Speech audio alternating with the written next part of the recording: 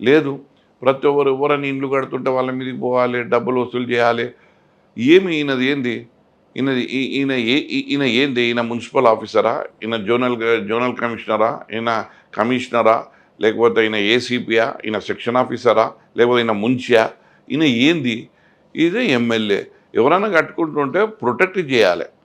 ఇప్పుడు జనరల్‌గా ఏమైతది మధు, ఇయాల నగరంలో నీకు తెలవని విషయం ఏం కాదు. ఇవాళ మొత్తం నగరం అంతా డీవియేషన్‌తోనే ఉంటది. ఇవాళ 2 ఫ్లోర్‌లకు పర్మిషన్ తీసుకుంటారు. 6 ఫ్లోర్‌లు ఏసుకుంటారు. ఈయనకేం నష్టము? ఈయనది ఏమి ఆళ్ళు ఏమి ఈయన సొమ్ము వాడుతున్నారా? ఏమన్నా దోసుకుంటుర్రా? ఈయన అంటాడు తుమ్ 2 ఫ్లోర్ దాల్కే ఛే కైసా బనాతే అంటాడు. అరె నువ్వు ఎవ్వనివిరా భయ్! నువ్వు ఎవ్వనివి?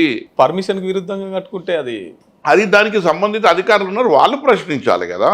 నువ్వెందుకు ప్రశ్నిస్తావు? నువ్వు ఆదుకోవాలి కదా! నీ కాన్స్టిట్యున్సీ‌వోళ్ళు, నీకు ఓట్లేసినోళ్ళు, నువ్వు ఎమ్మెల్యే కావాలన్నోళ్ళు, నువ్వు ఎమ్మెల్యే అయితే మాకు అండగా నిలుస్తా అన్నోళ్ళు, ఆ! మాకు వెన్నుతట్టి ప్రోత్సహిస్తాం అనుకున్న వాళ్ళు, వాళ్ళందరూ నీ భరోసా మీద వాళ్ళు చేస్తున్న పనిని నువ్వే దాళ్ళకు ఆటంకంగా మారితే ఇక నీకు నీ నాయకత్వం ఏంది?